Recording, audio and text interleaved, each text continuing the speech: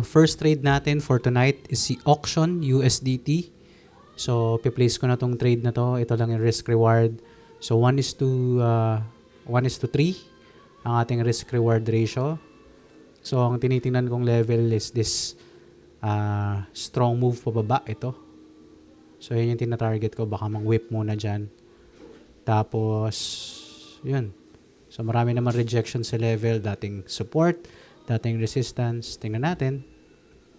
Masyado mahaba yung target.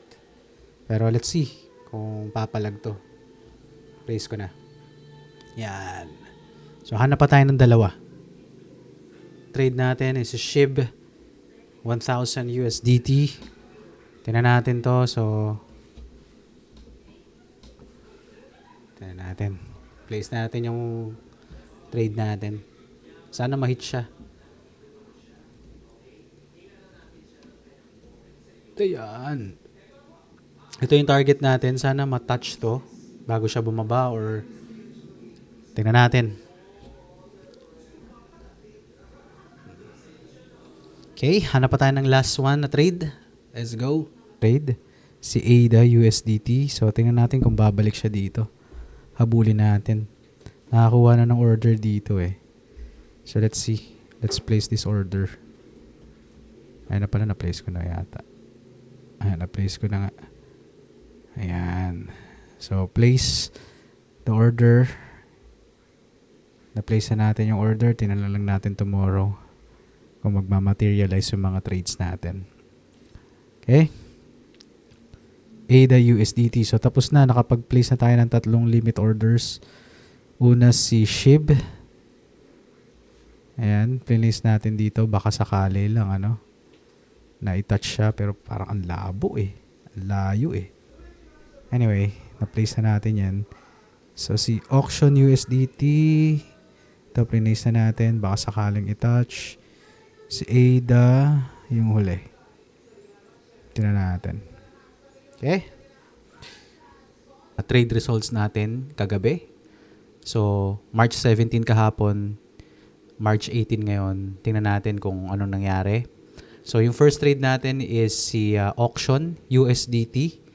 So, hindi siya tinouch kasi clinose ko to kaninang umaga dahil nag-time stop na. So, ditong level, dito. Clinose ko na siya kasi nag-time stop. Pero kung pinagpatuloy ko pa, malamang, wala rin. Okay? So, yung trade 2 natin is si SHIB 1,000. Nasaan na yung si SHIB na yan? SHIB. Paita ka SHIB. Shiba Inu. Ito, never na hit yung ating target price. So, sayang. Tumuloy-tuloy pa naman pababa. So, kinancel ko na rin siya kanina umaga. Wala kasi akong nakita. Hindi siya tinamaan. Pero, merong isang panalo ng 1:3. First time natalo tayo sa 1:3 na to. So, si ADA USDT. Tingnan natin kung saan tayo sumalo dito. Ayun. Nako, grabe. Kulit nun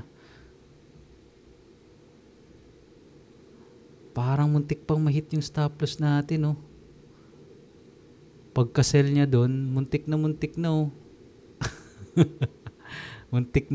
guys. Muntik na siya. Pagka-hit ng order, ayun na. Kahit papaano, doon na siya bumaba, Pang. Nag-double tap muna eh. Double tap muna siya dito. Tapos yun bumaba na. 1:3. First time in the history. Okay. So, panalo tayo sa ADA USDT. So, ngayong gabi, titingin tayo ng 3 trades ulit. Tingnan natin. Let's go.